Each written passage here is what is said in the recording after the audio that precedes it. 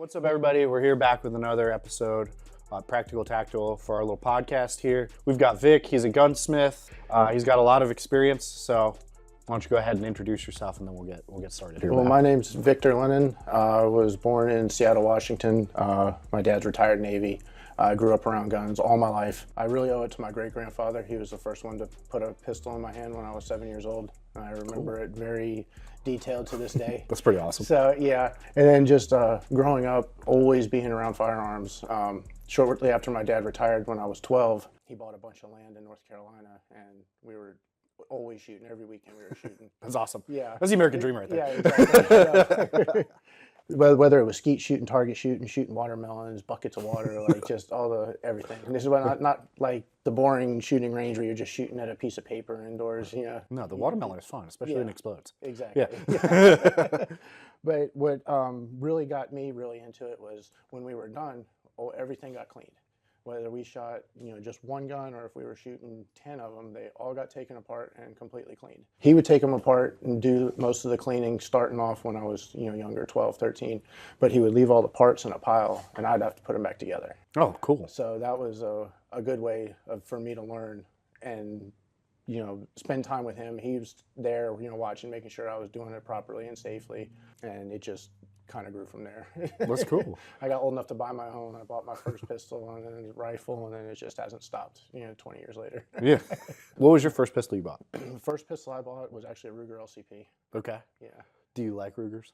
I like the LCP because it's very easy to well, I can't say it's the only Ruger that I own because I do have a 1022 build. Okay. Actually brought with me. It's cool. Not made by Ruger. The receiver is Pike Arms, but since it was bought as a stripped receiver, it's not dedicated as a pistol like the Ruger 1022 Charger or the 1022 LR rifle. You can configure it as either one. Right. That's pretty cool. It's like if I was to buy a rifle, once a rifle, always a rifle. You cannot convert a rifle to a pistol. Right. But you can convert a pistol to a rifle. So how do you feel about all of that? Like the whole pistol rifle argument? For anybody that's building them, definitely make sure you do your research and know the laws, because you can very easily order stuff online and configure something that could land you a federal sentence. Yeah. Something as simple as, a barrel being too short on a rifle without a tax stamp, or putting a foregrip on a pistol. That changes the design. It was no longer, that pistol was designed to be shot with one hand. As soon as you add a foregrip to it, it's no longer functioning the way it was designed to, and I believe it's considered AOW. Yes. In the ATF size, if you put a pistol grip on or a foregrip on a pistol. So. But it's a vertical foregrip, correct? Yes, vertical foregrip. Yeah, you can have a hand stop on a pistol, but you can't have a vertical foregrip. Right. So I noticed a lot of people get confused between like a foregrip, a traditional vertical foregrip, and an angled foregrip. Yes. Being that the only difference is really the angling? The angle of it. Right, but they use the same word, so people are like, oh no, foregrip. Yeah. But it's like, gotta do a little bit of learning, right? Yeah. But it's a rabbit hole that you'll spend years. You never stop learning when it comes to that. And with the ATF constantly changing laws and doing this and doing that, you definitely have to keep up on it. If you want to get into the industry of building stuff, you definitely do your research first. Yeah.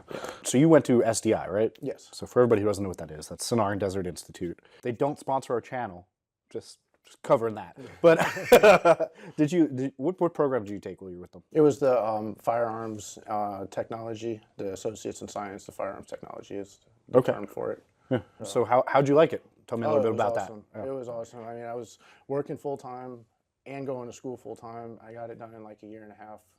That's fast. Yeah, it was. Some of my credits transferred over from a previous college where I went for automotive. Okay. The basics, like the English and one of the math classes, transferred over. So that shortened it up by like half a semester, or one semester, with 2 classes off. Yeah. But I loved it. It wasn't like getting up and like, oh my God, I got to go to school. It was like, the alarm goes off and I couldn't jump out of bed fast enough to get in the spare bedroom to start doing stuff. So it was awesome. They covered so much stuff, whether it was for everything from woodworking, refinishing, machining and manufacturing, optics, making Kydex holsters. I'm trying to think. They covered making Kydex holsters too. Yeah. Wow. Yeah. That's pretty cool. Have you done that yet? That's pretty cool. I do. That's what I have on my backup right now, is the first one that I made. Okay. Okay, cool. Well, speaking of that, then let's do a quick little EDC pocket dump. What do you carry every day? All right, every day, my phone, my wallet, an OTF blade on the opposite side of where I carry my firearm.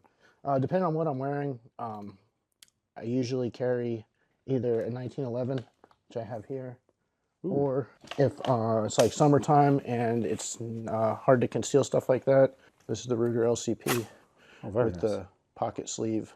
I made it so that I was having issues with the trigger cover ones that you could buy. The gun would like fall over, or it would end up like in a weird angle in my pocket. Like canted kind of? Yeah. So I made this where it'll fit in the pocket. It kind of changes the print a little bit to disguise it a little more, but yet you can still get your hand in your pocket and use your finger and just flick it right off. Oh, that's awesome. Pull it right out. So that's really cool. Good. This was the first one I made, so it's not the prettiest one, but I just like it because it was my first attempt, and I think it came out all right for what it is. I wouldn't have known that was a first attempt. It looks pretty professional. Yeah, I appreciate it. So that just goes like in your top pocket here? Yep, just in the top pocket. Nice. The way it's shaped, it stays up regardless whether I'm wearing shorts, gym shorts, how'd you BD pants. How'd you size that? So like every short, every pants, different pocket, right? Yeah. This one, I would have to make one a little bit smaller for like jeans, because it would take up the whole pocket. The jeans are like a lot smaller. You probably see the handle packing a 50 cal. Yeah. But I just kept I made it bigger because I was originally making it to fit in BDU pants, which have like super deep pockets, as you know. Yeah. And I just started sizing it down, and I used the heat gun to heat it and mold it some more once I had the size down, so that I could get the curve so that it like angled with my leg and stayed in. How did you science that curve? Just trial and error. There was no measurements or calculations or anything. I think a lot of people miss that though. Is like a lot of what comes to firearms is there's firearm science, right? But it's like nothing is an exact science with firearms, because everything kind of changes. Yeah. Whether it's what you're wearing, what you're shooting, how the environment is, like all of that. Yeah. So people have like this idea, and I'm sure you know what I'm talking about. Oh, it's absolutely, yeah. They think like, I've got everything sighted in, I've got this great holster, everything's gonna be okay. Yeah, no, it doesn't look like that. No, there's no like perfect physics to it. Yeah. It's more of like a generalized smidgen of physics. Yeah. Right? Yeah, exactly. Like, yeah. That was like yesterday, we went riding the dirt bikes, me and the wife, and just because of where we were going and because of what I was wearing, I was able to conceal better. I wore the governor is what I carried. Okay. So because where we were fancy. That's there's a big 6 shot? population of Yeah. There's a large population of black bears in the area that we were riding at. So that's the last thing you want to run across on a dirt bike. Okay. Where were you guys riding at? The industrial power lines that run from North Carolina all the way down behind. They go down behind Carolina Forest Boulevard. Yeah, off International Drive. Go across International. We went the opposite way. Okay. Because it's hunting season yesterday. It was like the last weekend of hunt season. I wasn't trying to screw up anybody's hunt. Yeah, no. The people would not take kindly to that around here. So. Okay. That's cool, man. That's cool. So, like, what are some of the guns you built? I think you've got a few here. Yeah. I've got the 1022 clone. I've got a Glock 17 clone. I have LR308, an arrow. I have a 1911 frame that I haven't completed yet. Yeah, you showed me that. Yeah, I have. That's going to be a little bit of a project, because it's got to get a couple $100 worth of tools first before you can really even start doing anything with that. It's a lot more intricate than doing an 80% Glock, striker fire style gun. You actually have to cut the slide rails into the frame for the 1911. Wow. And so it comes as like a stainless steel. And you were kind of explaining this, and I thought it was Chinese. So you have to actually like cut the rails the slide will go on the steel frame. On the steel frame, yes. Holy shit. Yep. That doesn't sound easy. No, the jig that it comes with, or it doesn't come with it, thanks to the ATF now. They can't sell jigs with the 80% anymore. They have to be sold separately. What? For whatever reason, I don't know. If that's crazy. We want to get into on the channel or not. But no, we can get into that. I think that's wild, because you can buy them, but you can't buy them in the same order. So I could go and buy one today, and then 5 hours from now buy another one on a separate order. On a separate order. How does that make any sense? It doesn't. That's why. So it used to be able, you could buy them like at gun shows. Like you could get the jig, everything. I actually have a couple of them. Actually, I have one of them right here. They used to sell them here at the Myrtle Beach Gun Show. Yeah, that's actually where I got a lot of these. You pay cash for it, you know how that goes. But it would come with that's cool. An unfinished AR-15 lower, and then it would come with that. The jig's already on it, as you see. It comes with the end mill bit, the drill bits, like everything. Okay. Cool. Everything you need to do to finish it, except the drill press or the mill if you're that fancy and have one. Which I remember hearing a story about a guy who would he had a mill and he'd essentially let people use it to put extra holes. He wouldn't touch it. Yeah. So when the ATF came after him, he was just letting people use his mill. He never said what for. So he managed to circumvent the whole process and never got in trouble. Wow. Yeah. He got lucky because I know there's a law. I'd have to look up the exact law, but it's worded in a way that they basically say if you don't own all the tools to do these, you can't do them. There's no borrowing your neighbor's drill bit set, to finish one of these. You're supposed to own all the tools to complete it. Once you complete it, if you don't want it anymore, you have to destroy it. Unless you serialize it, have it serialized, then you can sell it. That's crazy. Yeah, but you can't once these are finished. Right now, that's just a piece of plastic. But so this is a polymer lower. Polymer, yep. Okay. Yeah, they're a little bit easier to start on. Do you like polymer lowers versus I like learning on them. Stainless, because you can like learn the machine, the drill bit, or the drill press, and get it set properly. I actually haven't done a metal. This is a match set that I got. That's aluminum. Those are the match sets are way better because if you're buying a DPMS upper and then, an arrow lower, they don't always fit together properly. No, I found that out the hard way. Yeah, I did too. Yeah, I did too. But if you're going to build one, this is how I would do it. If you want to do an 80% one, you can see that nothing's milled out of it yet. Oh, wow, okay. Yeah, you have to mill all that out so that the trigger can fall through and then drill your 2 holes. So when you're doing this, do you have like exact specs you have to follow to make it? Yeah. Or like, is it more of like your depth? Yeah. Yeah, you have to measure your depth. You have to go down so many thousandths of an inch for the first level with the first jig insert. And then once you change that jig insert out, once that's complete, and put the new jig insert on, you have to go down to another, I forget the exact, another 7 thousandths of an inch down. And then you mill that out. And then once you finally get to the bottom where it's going to pop out for the trigger, that's where you go the rest of the way out. So how long does that take? To do it right on one of these? Hopefully. Yeah. On one of these, I would say probably 4 hours. Oh, wow. Just the milling. Yeah. So you have to go especially if you're using a mill, I can see it probably being a little bit easier because you can put more of a sideways force. When you're using a drill press where the chuck and arbor is just pressed in, if you put too much sideways force on that, it's liable to come loose, and then that chuck that's spinning at God knows how many RPMs is going to go flying across the garage. Yeah, we don't want that. So, yeah, you have to take off very minimal amounts at a time. Oh, wow. Yeah. So it's just shaving away at it with the end mill. Holy cow. Definitely it's time consuming, which kind of makes me mad why they were trying to ban these, saying that all these crimes with the ghost guns, and then they'll show on the news, they're like, oh, it was a ghost gun pistol, and then you can see right on the picture that they're showing that the serial number was scratched out. That's not a ghost gun. It's not a ghost gun. That's a stolen firearm. There's a big difference. Exactly. I don't see any criminal that's going to go through all this trouble and time and money, because these end up costing way more than just buying a rifle deal. Right. Because you have to buy the tools and then your time. Well, then you have to know how to do it. Exactly. I mean, do you think like a criminal could go online and watch a YouTube video and figure it out? And they would be like, I'll just go break into my neighbor's car and steal one, I think. I feel like that, yeah, because even just like, I've built plenty from, like arrow kits and stuff like that, where everything's milled out. I just got to put the parts on. Yeah. That's frustrating as it is. Yeah, much less. Because like one detent goes flying and you're screwed. Yeah. Yep. I don't think I have the patience to sit there and go through that. I mean, so I can't see a criminal wanting to do that. Yeah, no. That sounds crazy. No. If they're wanting to commit a crime because they're, withdrawing off of something, do you think they're going to spend 4 hours just to mill this out so they can go rob somebody? No. So they can get their fix? I don't think so. No, I don't think so either. No. That doesn't make sense. No, not at all. So they're just making it harder for the law-abiding citizens to get their hands on stuff. These are one more that's not complete here. This is a Glock 19. My wife actually just got me the slide for Christmas. Cool. So I'm going to This was original. Leo Precision. Yep. Yeah, I love this. Yeah. I put one of these on my wife's dagger. Really? It's fantastic. Oh my Really God. nice. It shoots so good. Like it's just Really? very smooth. The recoil, everything. It's just like back and forth. Yeah. It's crazy. Nice. Yeah, I love Yes, that color too.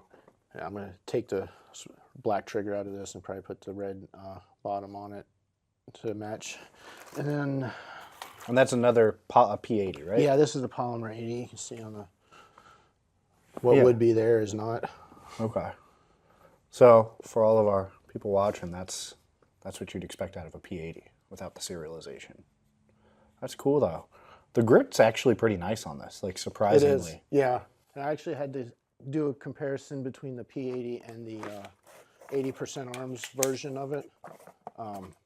And it's the same thing. The slide will fit on either one. You know, Glock 19 slide or dagger slide will fit on either one. Yeah. The ergonomics of them are just like totally different. Completely. This one's like skinnier. It feels a little bit more like you're in control. This one's a little thicker. Yep. But this, having this stippled in here, I think is awesome. Yes, I know. That just feels good, like indexing that. Yeah. That's crazy. But when I bought this one was after the whole jig, I want to say ban, whatever you want to call it, not being sold in the same order it was passed. So I didn't get the jig with this. I had to order it separately. And it came stippled and all of that. Yeah, all this. Okay. This is exactly how it came. It still comes with the bits and the slide rails and all that. Okay. But it just doesn't come with the jig. I had to order that in a separate order. So these jigs, are they like reusable? Or once you've gone ahead and used a jig for one, it's like, all right, I got to get a new jig. Probably, yeah. The plastic ones, like with these polymer ones, because if your bit is off by a little bit and it nicks it when it's going in, if you keep doing it, the hole's going to get, chewed up, and it might not be perfect center, for your trigger pins and all that. Yeah. The metal ones, the only jig part that you have to change for a metal like a aluminum AR receiver is the top part if it gets tore up, because those jigs are metal also. Okay. They're not polymer, and you can like really see that if it's chewed up or not. But It's much easier to tell. yeah, but they're a lot more advanced. It's got the two metal plates to go on the outside, and then you have to change the top plates. And the first one has a bunch of big drill bit holes, like half-inch drill bits. You drill down your first depth, and then that gets like the bulk of the metal out, and then you change the top part of the jig and put the oval-shaped one on, and then you start milling out what's left of it. So yeah, it's definitely a process. And you were able to learn all of this while working, so you didn't actually have to go into a classroom to do any of this? No, it was all online. Wow. This stuff though, they didn't teach a lot of this. They got away from the 80%. They used to do it. That the 308 that I have was supposed to have been an 80%, but I guess they ran out of inventory and they just weren't restocking in 80s because of where the direction that it was going with the government. So they just started sending out serialized receivers to the FFL of your choice, and you just went and picked it up. It didn't cost you $1. That was all included with the school, so that's pretty cool. I've talked to one other person who's done the firearms gunsmithing class with SDI. Oh, really? Yeah, Nick. He works with us over at GIS. He hasn't done a security job for a while, but he works at PSA as well right now. Really? Yeah. Huh. Big dude from Jersey. I'm sure I'd recognize him if I seen him. I've been in that store enough. Yeah, he worked strongman a couple days. Really? Yeah. I only worked that last day, so I didn't really see anybody. But really, that was the only day that you were. That was the only That was the only day, because the next day is the day that I got hurt from that car fire incident. I didn't even hear about that. Yeah. That's a whole nother story to share with you. That was just pure insanity. It was like literally I worked the next day, went to go work at the attorney's firm. And it was just like a complete cluster. It was ridiculous, man. I heard that attorney's firm was like a pretty easy gig. Yeah, it was great for like 6 months. Didn't really ran off a couple, people who wanted to cause problems, and then it was like one dude got in an accident and then tried to like bust out windows there, and it like cascaded down from there. And you ended up getting hurt. Detaining him. Yeah, detaining him, hurt getting his girlfriend out of the car that was on fire. Yeah, I tore all the muscles in my foot and my ankle. It was a shit show, man. Like honestly, I thought I got shot because it was like an audible pop. Yeah. Like it was loud enough in my head that I was like, shit, something happened, I got shot. Like my whole leg went cold. It felt like something was dripping down my leg. I'm like, oh great. Today's just gonna be a terrible day.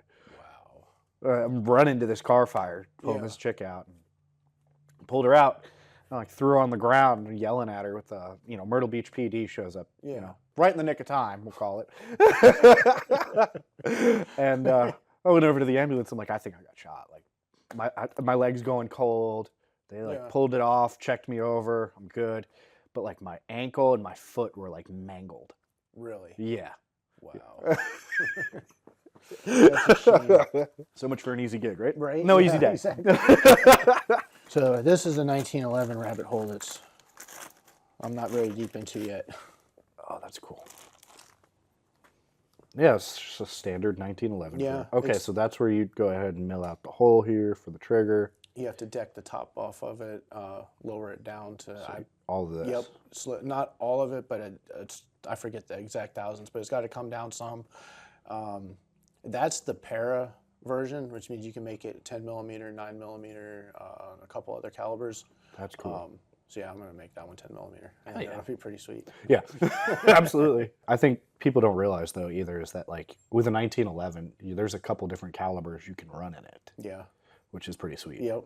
As long as the frame is the right frame. If it's a GI, you have your calibers that are used at 45 ACP, and if it's the para frame, you can use the other calibers. So it's all basically the biggest difference is the barrel ramp, whether the barrel ramp is part of the barrel itself or part of the frame.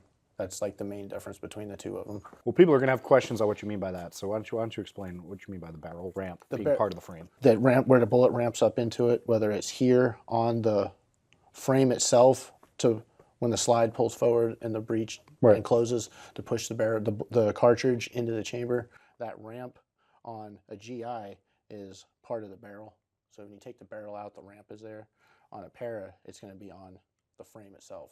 Okay. It's, stationary where it goes in. So it's just, this is all new to me too. So it's all a learning thing with this. I have never done an 80% 1911. So yeah, I think my 1911 has a barrel ramp. It has a ramp on the barrel, not on the frame, because I have a SIG 1911 compact. And what caliber is it? It's a 45. It's a 45. Yeah. Nice. It's an officer's 1911, so essentially similar to, I guess, what you'd call a GI.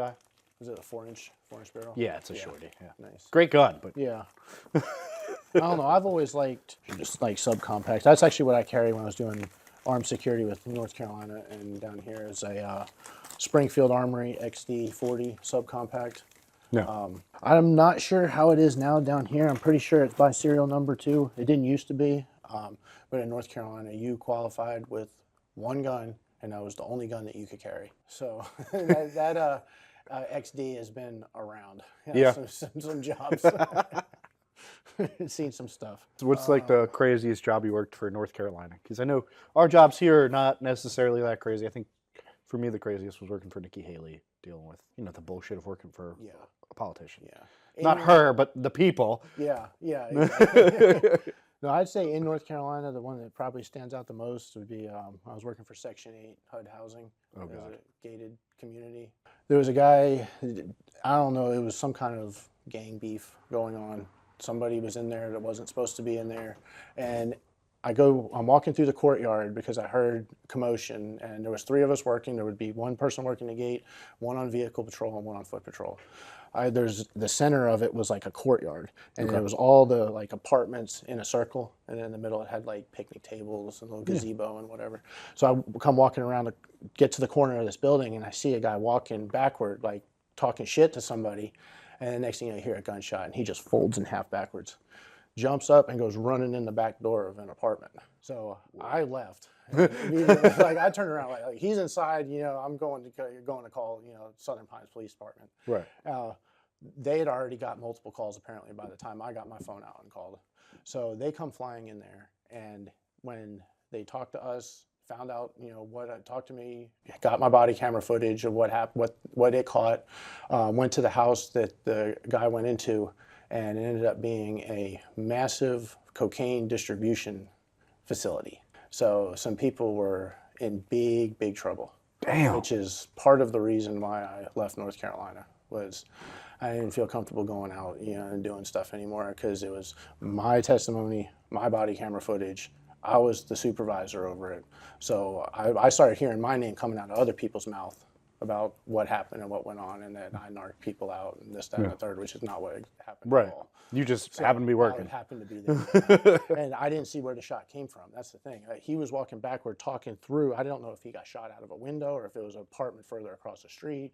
So that was why I figured the safest thing, my best interest with my life would be to go back to where the vehicle patrol guy was at and regroup and call it in. Yeah. Not try to save the day for not worth your $24 an hour. You know?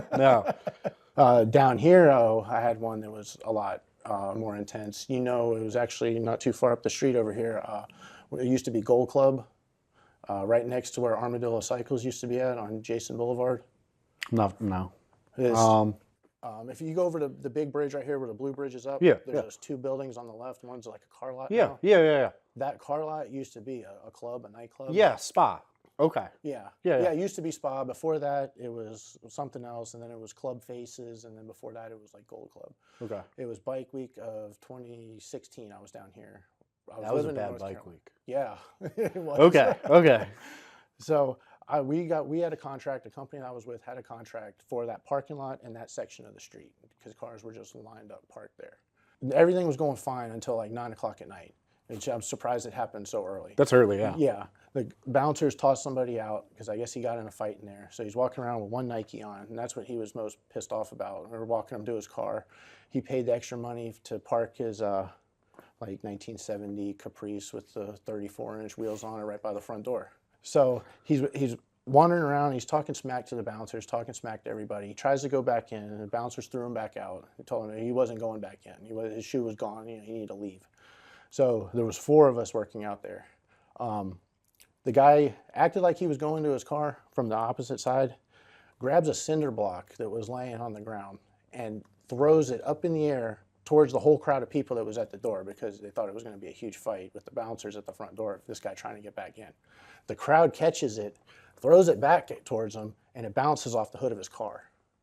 And he absolutely lost it. He ran to the trunk, pulled out what looked like an SKS. And at that point, we were all like, oh my God. I remember it was a Jeep Grand Cherokee. I ran around the back of it, drew the XD. I had it right at the back of his head. And I was like, I can't even do it. Like, if he turns at me, I'm going to do it. But there's just so many people around. It's like, how are you going to take a shot like that when there's a whole crowd of people right behind him?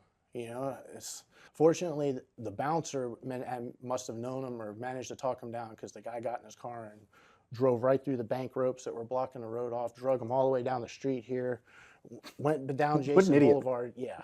We thought he was going to come back around and do a drive-by because he still had that rifle in his car, inside the car. And you could do a loop. You could go down Jason Boulevard, get on 17, and come right back up the side of the building there on the on-ramp. But yeah, I didn't sleep for a day or two after that. That was, the adrenaline rush was insane. Yeah. I thought I was going to puke afterward. It was, it definitely opened your eyes to, you just never know when your time might be. Right. So. When you got to go, you got to go. Yeah. Which I'm sure you've seen a lot of that kind of stuff too with your background. So. A lot of people don't realize like that adrenaline dump. At first, you're like, you're good. Yeah. And then as soon as it's gone and like the situation's over, it's just like you want to throw up everywhere. Oh yeah. That's why like dry heaving. Oh my God, it's the worst. My first adrenaline dump, I got back to the station and I was like sick for like an hour. I was like, I don't feel good. I need like, y'all need to just give me. Yeah. Like. I can remember leaving in the car, and after Sled showed up, they shut the place down because they were in there stripping, and they weren't licensed to be a strip club. So they got shut down on Thursday, the first night of Bike Week. Right. At 10 o'clock at night. They started the party too early. Yeah, exactly.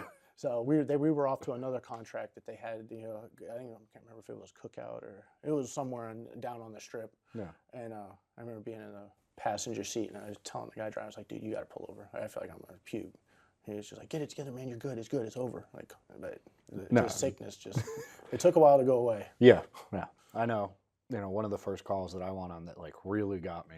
So my car they gave me, you couldn't see at night because it was an older Charger. Headlights are all fogged up. Like you can't see. Yeah. Right. So I'd have the high beams on everywhere I was going for a few weeks until they finally got new headlights in and all that. But we got like a hot call. I'm on FTO, fly into the middle of what's called West Precinct. So we were backing up street crimes. Yeah. Because there was a DV call. Dude had a flamethrower and he was trying to light his girl on fire. Yeah. So obviously drug related, all that stuff. Of course, yeah. Without getting too much into it, because I don't know where the case is at. I'm not a cop anymore, but I don't want to, step on toes with that. Yeah, exactly. But I remember pulling up like the adrenaline dump going to it. Yeah. One, I can't see. I have blue lights going. There's no street lights out in, the middle of nowhere longs.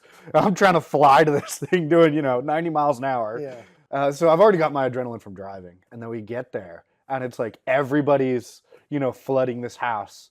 And we're all like, what's going to happen? There's a flamethrower. In my brain, I'm thinking like, he got one of those PSA flamethrowers. Yeah. No, this man made a homemade flamethrower with a butane can and like a torch. Like a homemade, like, seriously MacGyvered flamethrower. Really?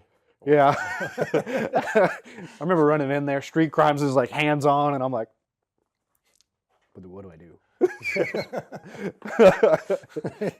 I just remember escorting him out. Yeah. They handed him to me. I'm with my FTO, and I'm just like, threw him in the back of my car, and I'm like looking at my FTO. He's like, "You good?" I'm like, "I don't know, man. Like, I feel like disgusting. Yeah. Like, I want to throw up." Yeah.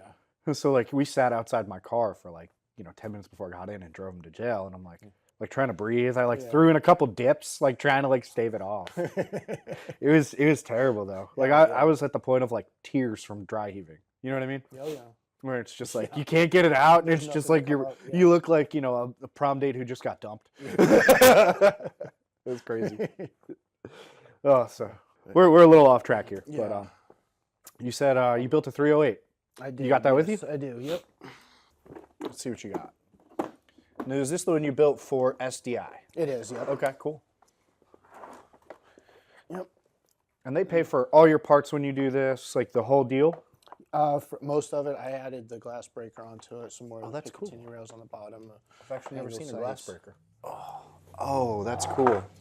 Technically, it's an LR308, not an AR10, because of the way the upper and lower receiver go together. They're more rounded instead of angled. That's like the main difference between them. Like those receivers are not compatible together, and then the barrel nuts a little bit differently. But pretty much everything else between an LR308 and the AR10 are kind of compatible. So this is their like older handguard, because I built a 308 from Arrow. This is like one of their original ones, The right? original style. Yeah. That's the M5, I believe. Yeah. Yeah, the M5 style. Yep. Yep. It's nice though. Yeah. That's another thing I wanted to kind of talk about. Anybody that's interested in like building this stuff, make sure you're safe about it, because these go and no-go gauges. What is that? It's for the clearance in the chamber. If it can close on a no-go gauge, the chamber is too long. There's too much of a gap, which can allow the cartridge to swell too much and potentially not fire right or explode. Oh shit. Yeah. So these are expensive. They're like $80 per caliber, and you have to have two of them, obviously. And So this is a 308. Is that a 7.62 by 5.1? Or yes. Okay. Yes. Yep. But it's definitely worth. I would definitely prefer spending $80 on some no-go gauges versus thousands of dollars of a medical bill because it blew up in my face. Yeah, 100%. Yeah, not being pretty anymore, all of that. Yeah. So essentially that no-go gauge, right? It'll go in the chamber. Okay. And if the bolt closes on it, you have to take the extractor off. Okay. But if the bolt closes on that, there's too much of a clearance Gotcha. in it. So if it doesn't close on it and it closes on the go gauge, then you're good. Oh, cool. Yeah. That's really They cool. make it really, really easy. But it's one of those precision machine parts, which is why they're so expensive, because of how intricate the tolerances are on that to make a difference. So Wow. but yeah, you have to buy one of those for like every caliber. I have them for this. I'm 5.56 and Yeah, I didn't even know those were a thing, because when I built mine, I got all my parts from Arrow. usually So naturally, I just said, great, all of Arrow's going to work. I just got to Yes. drop in my trigger, put in all the detent pins, put in the takedown pins, Yeah. all of that. Like, I'll be good. yeah. Normally when you're buying a full kit like that that's from the same company, you don't have to worry about that so much. They have it down. All their parts are made to work with each other. Right. But it's when you're doing like stuff like using like DPMS upper, Bravo company barrel, different, piecing them together with different parts that you might prefer. Like you might like Timmy triggers and then this Right. kind of barrel or that kind of lower. That's where the stuff comes into play, because tolerances, they're mil spec, but they might be just a hair off. That's interesting. Because I built a 300 Blackout, right? Yeah. With a Aero Precision M4 E1 lower. And then I used a grid defense upper, a fully built upper. Yeah. I haven't had any issues because I went and I figured out that there's a difference between, DPMS and AR-15. Yeah. That was one of the first things I figured out. Yeah. So I got the ones that matched, but up until you just brought that up, I didn't realize it could be like that big of a difference. I didn't know that either until the schools. I mean, they definitely are very detailed. They stress safety a lot. They stress laws a lot. That's the biggest thing with me is safety. You don't want to have an accident, just because you're in a rush to do something or trying to get to the range and you end up having a negligent discharge or That's the worst. Yeah, not knowing the laws and you're ordering all these parts and next thing you know, I'm not going to say a name, but a website distributor. You ordered a 16-inch barrel and they send you a 14-inch barrel and you're not paying attention and you put it together. Next thing you know, you're getting pulled over and arrested for having an SBR. Right. Yeah, you don't want that. Yeah. No. So anybody that's building them just really know that. Just do your research 100%. Right. So We don't break laws here. exactly. At least not the ones that count. Yeah. Speeding is different.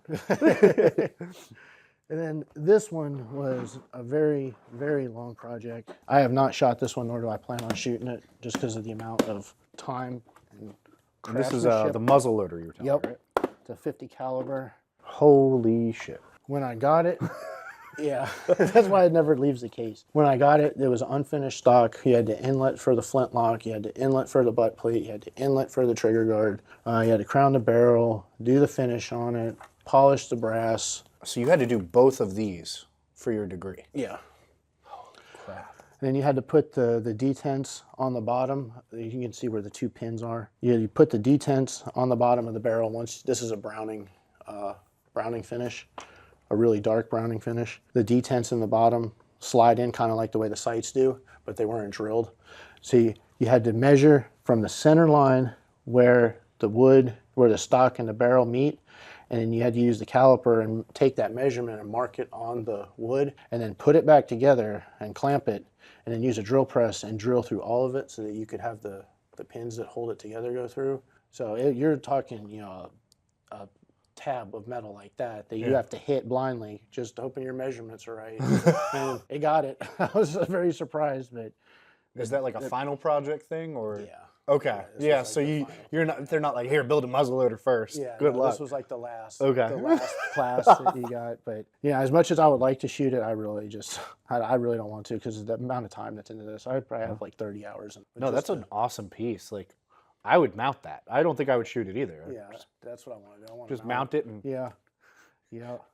God forbid shit hits the fan, at least you know it'll work. Yeah, exactly. I mean, I have all the stuff to shoot at the 50 caliber projectiles, the black powder and all that, but I don't know. I just So are those ball rounds? Yeah. Oh, They have like- ball rounds and then they have ones that are like slug shape, kind of more shaped like a projectile. That's Yeah, crazy. if you want to check it out. Holy cow. When I got it, it's in my Black bag over powder or Pyrodex only. Don't use smokeless. there. Yeah. Oh God. So no. what's the difference on that? So I've seen the difference. I just don't know the difference. The different. It's how. I'm trying to remember the exact terminology for it. Like pistol powder. If you put the same amount of pistol powder that called for in that, the whole thing's just going to explode. It's just way, way, way more powerful, I guess you could say.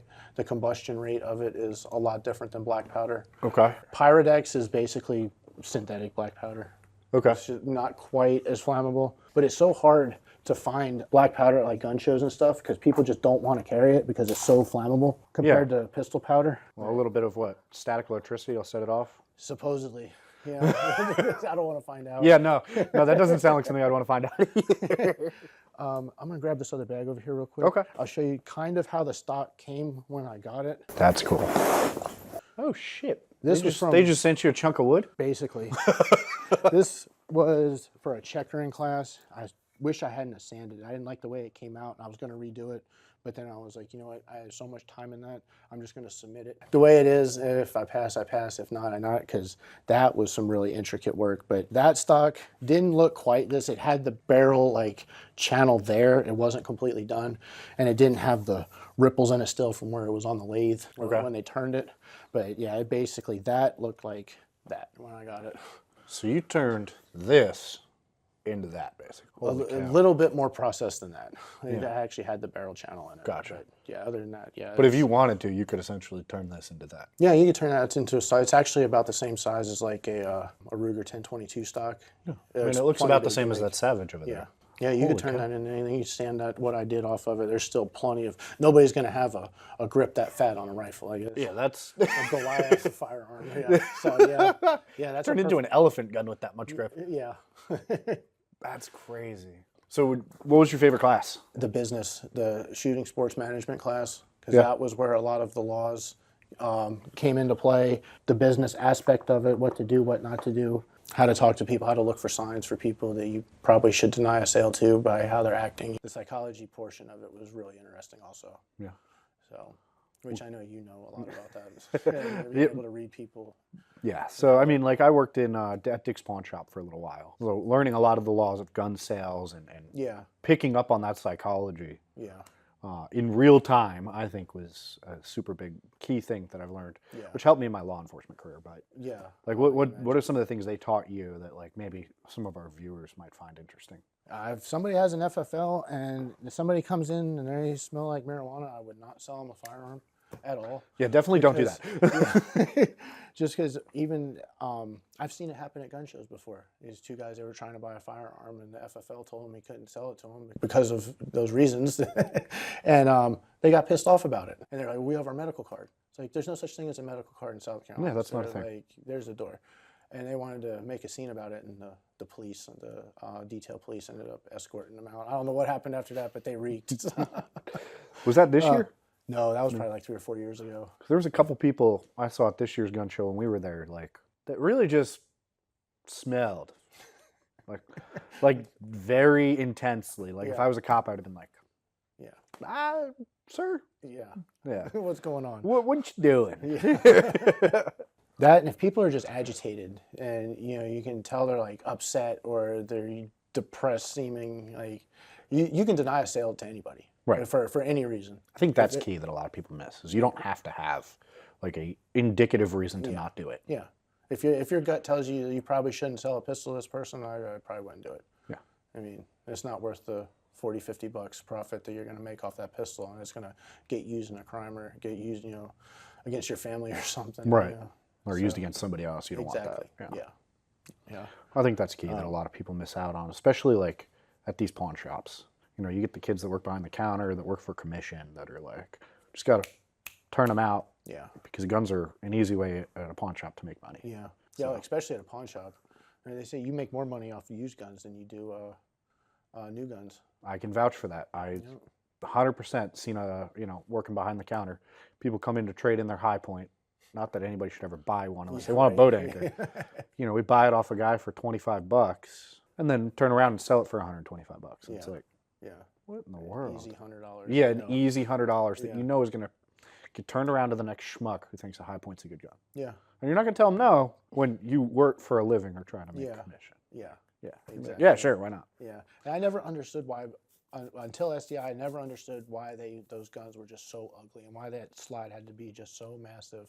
And it's because they're all a straight blowback style of action, so they have to have that weight. There's no locking block like on a Glock or other ones to slow down the recoil or to slow down the slide until the bullet has left. They use the mass of the slide weight in a straight blowback design to make it function properly. And just to cover, that's garbage. Yeah. Yeah. Yeah. Oh, absolutely. 100% yeah. No, I've seen torture tests of them done, but I would never own one. No, I wouldn't trust my life with one. No, absolutely not. No, I've seen people go out and buy them and use them for literally for boating if they come across like an alligator, and I'm like, that's what you wanted to protect you with on a boat? From an alligator? Yeah. Like, I don't see the logic here, but okay.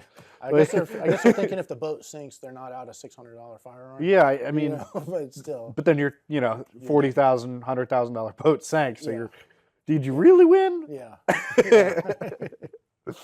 So the last thing I want to cover for people is like proper cleaning. I know a lot of my students have come in here, some who know how to do it, great. Some who just want to relearn how to do it. And then some who've told me, like we talked about, let's oil the spring and the inside of the barrel. Yeah.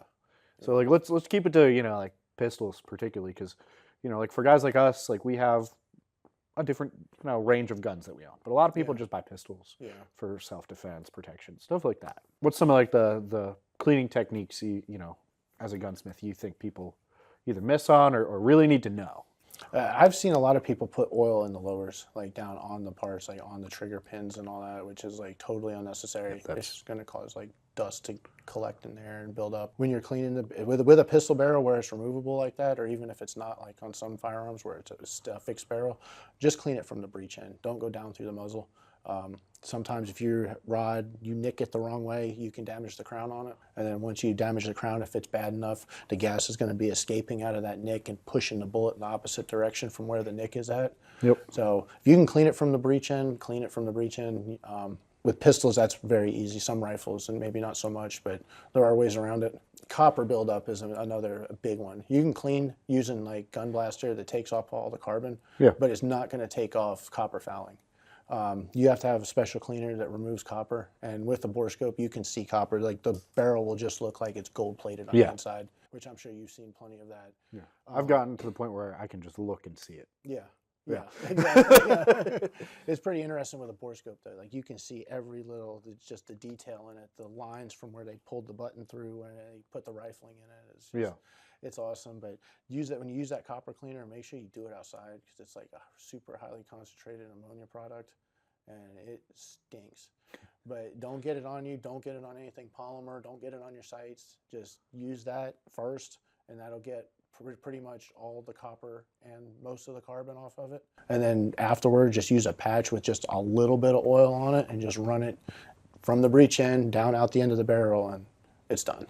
And then your sear point, that's the only other thing on a striker fire pistol that I oil on is the sear point. Yeah. And then I like to use gun grease on the slides, especially like during the summer. Yeah. If you use regular oil on it, over time, if it's something you're carrying every day in your pocket, it's gonna run off. It's slowly going to break down quicker. But if you use the white gun grease, that stuff stays when it's getting warm, body heat, and summertime. You can take it apart, 2 months later, and it'll still be lubricated. Yeah. So I think people might get confused when you say gun grease. So like, do you have a brand that you recommend? Tetra. I usually use Tetra. Yeah, that's good stuff. Little tube. Yeah. It's like $8, I think. It looks like a little crazy glue tube. Yep. Yeah. Yep. So like, a lot of the time I recommend, like a synthetic gun oil for lubrication purposes. And I don't get too much into the gun grease because people tend to just think they're synonymous with each other. Yeah. So like my students who actually have now picked up time and spent time on the range and are starting to see, that's when we get more into the weeds on this stuff. And I consider it into the weeds for beginners. Yeah. Because I've met enough people who are like, oh yeah, I'll just, shove my, brass rod into the barrel and then it's clean.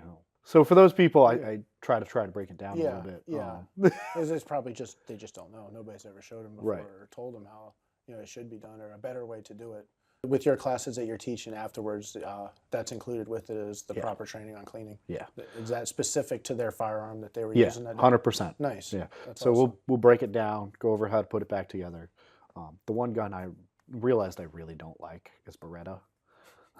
Not particularly the M19A, I think is what it is, or M11A, the one that they issued to the military.